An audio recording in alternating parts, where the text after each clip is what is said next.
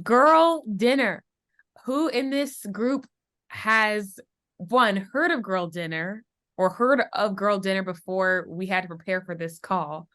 And who among us has had a girl dinner of late?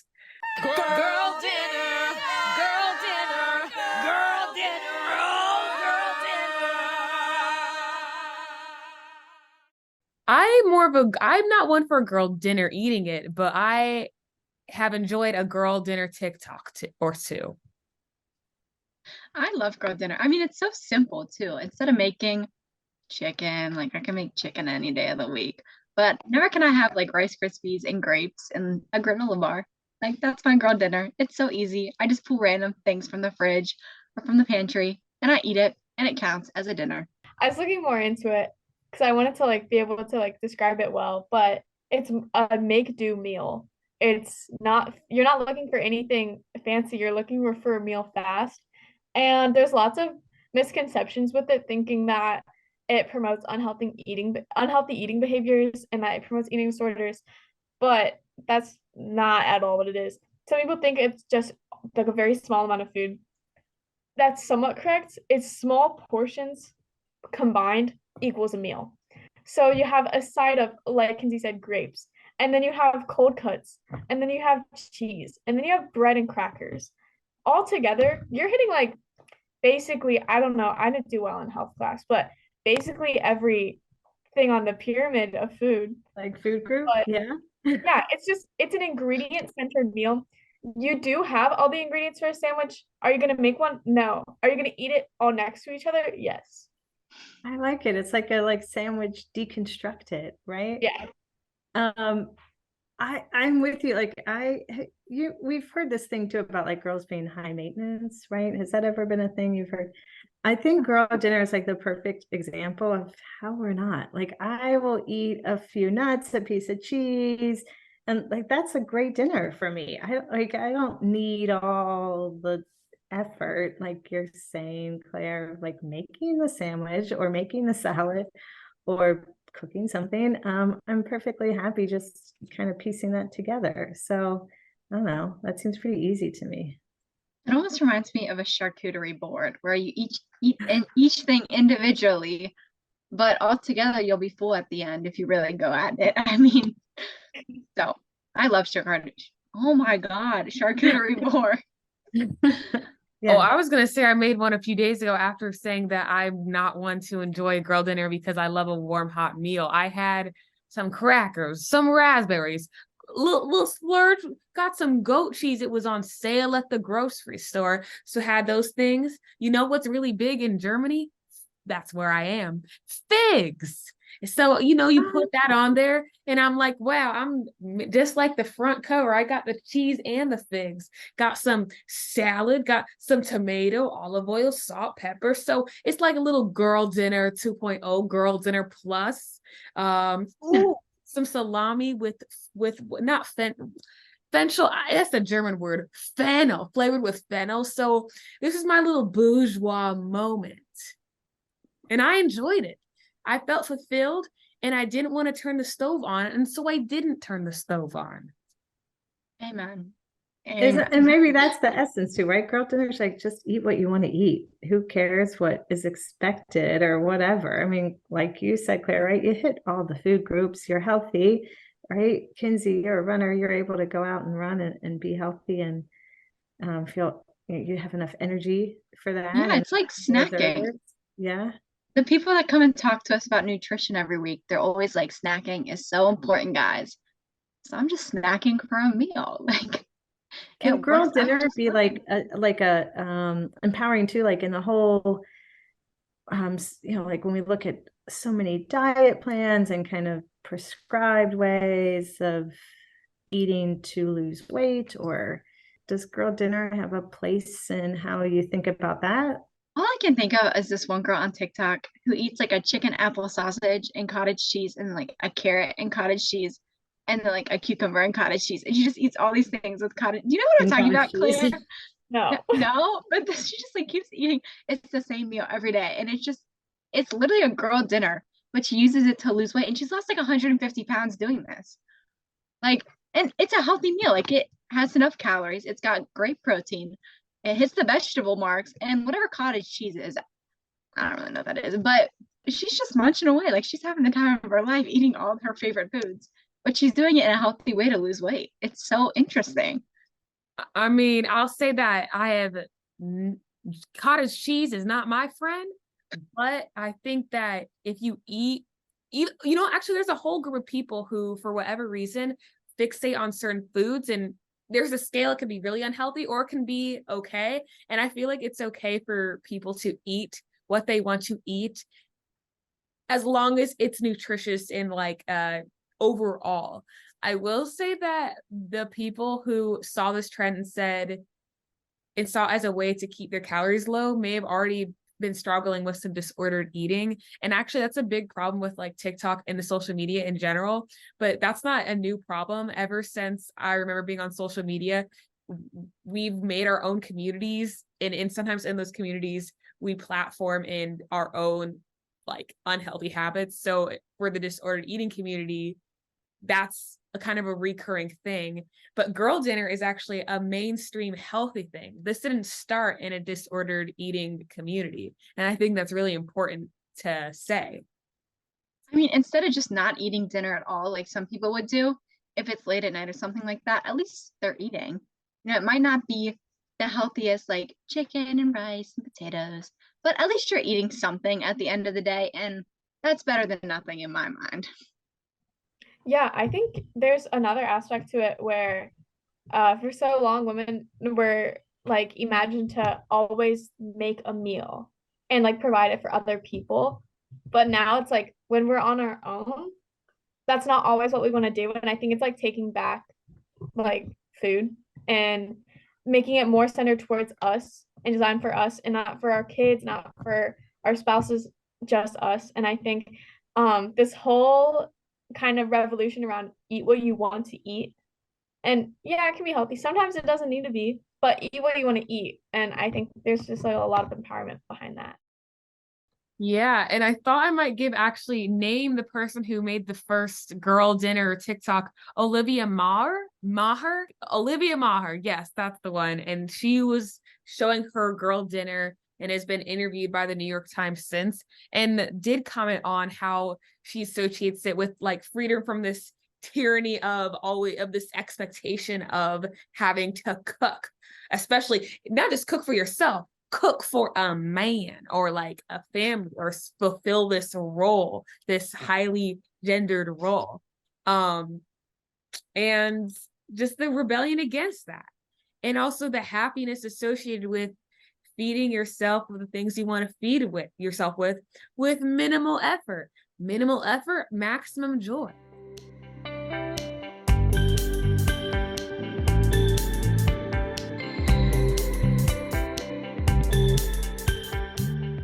I think you already answered my question, and I think you kind of rounded it out. But this whole idea may be not just for girl dinner, but any of these girl associated terms and categories. Is like, is it healthy or harmful? Girl dinner, healthy or harmful?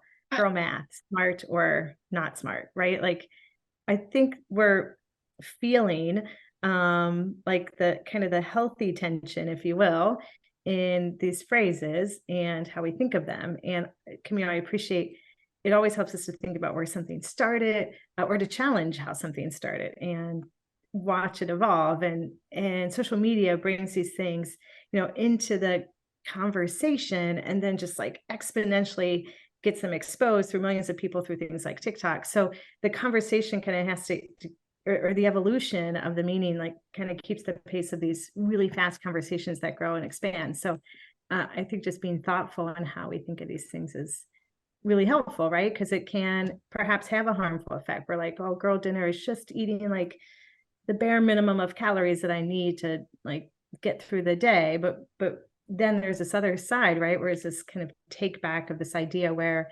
girls are cooking for their husband or children and not really able to make their own choices about what they want to eat. So that's why conversations like this are helpful as we think through what these things mean to us. I think when you first hear it, sometimes it can sound dehumanizing in a way, but it's really all just an inside joke that I think a lot of people fail to understand because they don't want to become educated on what it actually is, it doesn't take a lot for me. I don't think it takes a lot to look up girl dinner in like a Safari thing and see that it's not, two peanuts and a strawberry for dinner. It's not promoting, eating disorders or anything like that. Same thing with girl math. I think it's just this big joke in women, like across girls. And I mean, I feel like women have stereotypically not been good at math. I mean, that's just how they're stereotyped, especially in STEM fields. And the whole fact that you have to say like women in STEM, like, why can't I just be in STEM? Like, it's fine. But if you don't look into it enough, or you just want to continue that ignorance, that's when I think it becomes a problem instead of learning the joke and understanding it. Yeah, I think for sure, like the usage of these like two phrases and a bunch of other phrases that have also become popular on TikTok and like other social media things is kind of a way to bond between like girls and like have their, whether they be strangers or friends, they just have a thing that they can relate to. I don't know. I think it's just really interesting that some people are trying to take that away and make it into something that it's not. When in reality, it's just some global experience that a lot of girls do and kind of something that they didn't realize that other people share. And it's kind of a way to like make jokes about it and be like, oh, what's your favorite girl dinner? But in reality, when you like try to make it something it's not, it's, I don't know. It's harmful to the stereotype. Yeah, I agree. Women and girls, we can have jokes. We can have inside jokes. We're allowed to not take everything so seriously. And I'm all for it. Have you seen, like, we talked about the Roman Empire one time, and it's this inside joke with girls that the guys are always thinking about that for no reason. I don't understand why they're doing it. And they'll be like, well, how often do you think about the Roman Empire? Oh, probably like once a day. Excuse me, like, what about that? And they all get so defensive about it because they don't understand that it's just this funny joke. So I don't know, I feel like if you don't understand and you're not going to take the time to be educated, then you're kind of putting yourself in that situation of not fully comprehending what it's all about. Right. And if anyone has the thing, what is their Roman Empire? What's that thing that you think about throughout like as it's a thought you return to? I honestly, the first thing that came to my mind is High School Musical. I feel like my mind returns to High School Musical pretty often. There's probably something from that film. I don't know if it's once a day, but maybe so. My mind also returns to Taylor Swift lyrics. I used the term crestfallen in a text yesterday, and I said, like when Taylor Swift sings, crestfallen, left you crestfallen on the landing in Champagne Problems. And then he was like, I have not heard that song. And I said, well, too bad. That's bad. Every day in class, me and my friend like to play the Taylor Swift hurdle. And so like I'm constantly listening to her. And I think she's a great person to think about a lot. I think she's really iconic. But I listened to her on the way to school. I mean, she's got this big popularity. I mean, she was already popular. But now you got all the NFL like guys knowing who she is because of Travis Kelce.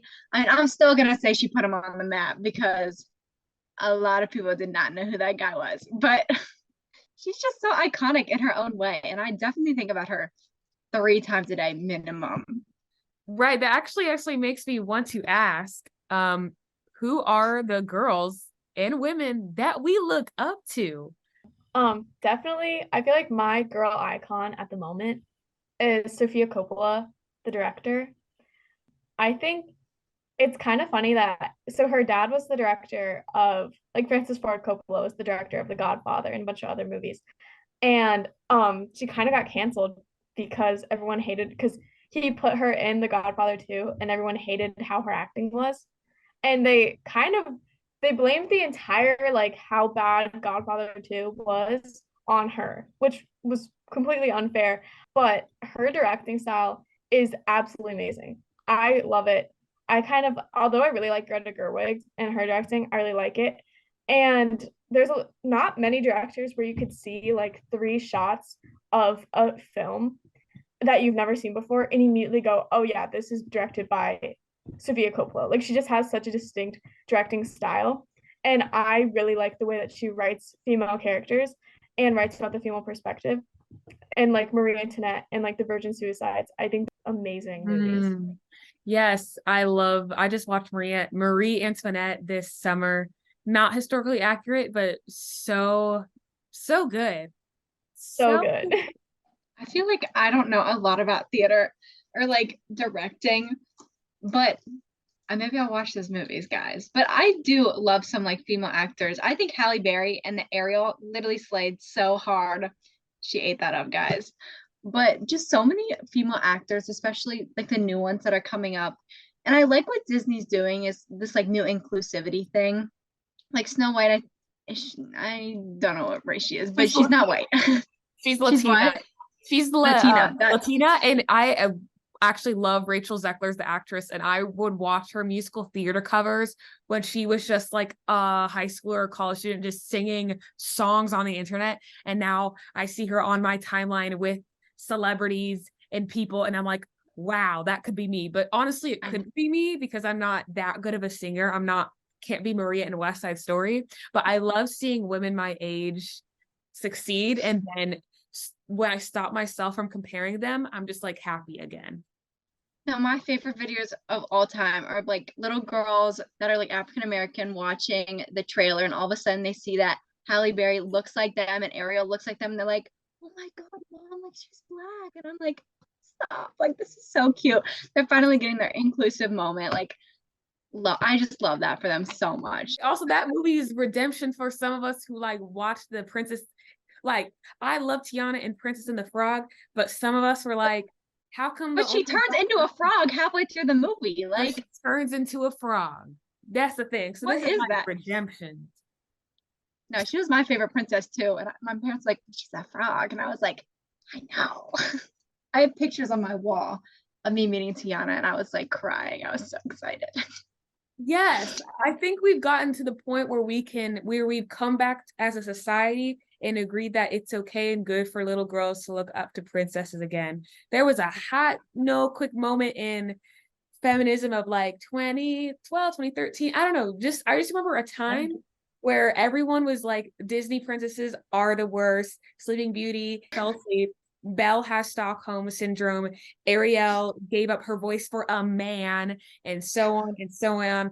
Cinderella fell in love with a guy she just met, but now we're like, no, Cinderella was escaping an abusive situation, and we're like, I don't know what people say about Belle.